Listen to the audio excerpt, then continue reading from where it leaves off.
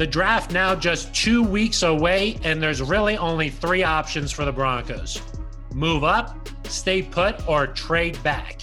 Hello, I'm Phil Milani alongside Aric DiLalla. We're going to make a case for each of those 3 options.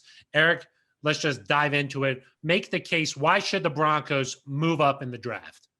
Well, Phil, it's because if you don't have a quarterback, you cannot be successful.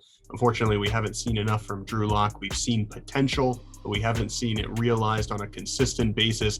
Broncos need to go up, Phil, if they want to get a Trey Lance or a Justin Fields. It just seems like the way the run on quarterbacks is going to go, potentially you could see 4 or 5 guys in the first 5 or 6 picks. You got to get up there if you want one of those guys. It's worth it. You know, we talk about the expense of moving up. Maybe it costs another first-round pick. Maybe you toss in a second and a third.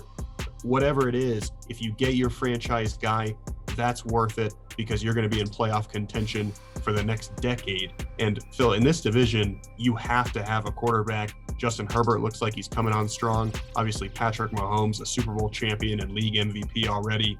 You need a guy like a Trey Lance or a Justin Fields if you're going to make a dent in the AFC West.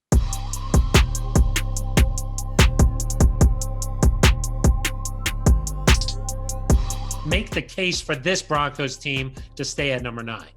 Yeah, Phil, it is, again, all about cost. And this time, if you're arguing to stay pat at number 9, it's that the cost is just too high to go up to get one of these guys because the Broncos are not one piece away. There are some teams like the 49ers where if you add a quarterback, maybe you're right back in the Super Bowl mix, but the Broncos have other holes to fill. Can't afford to give up a first-round pick next year. You can't afford to give up a second and third-round pick, especially, Phil, with the potential that Drew Lock has shown. You know, the last few games of the season, for that final 4-game stretch, 7 touchdowns, just 2 interceptions, seemed to figure some things out.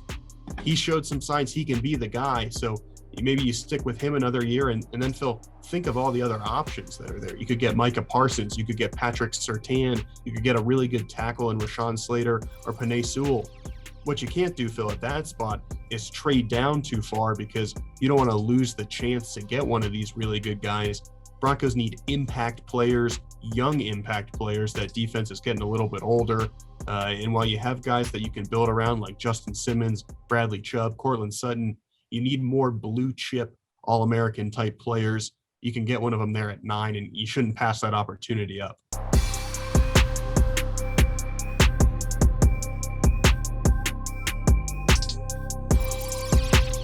Aric, you mentioned it there, though, filling multiple needs. Make the case for this Broncos team to trade back.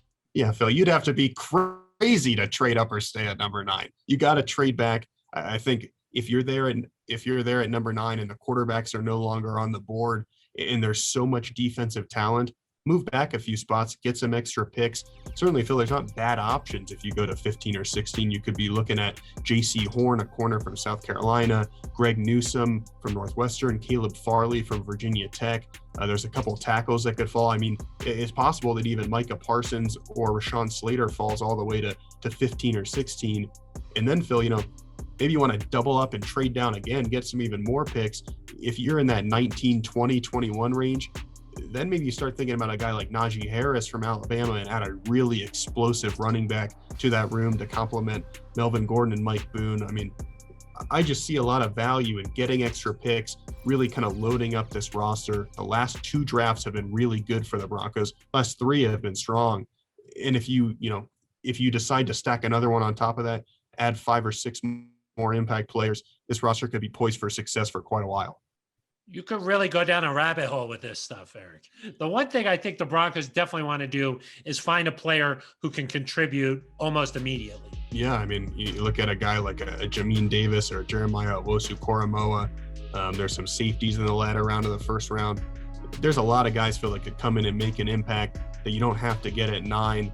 But like you said, wherever you are, whether you choose to trade up, down, or stay put, finding a guy that can help immediately seems like he got a good chance of doing that. Move up, stay put, or trade back. We just made the case for each of those 3 options.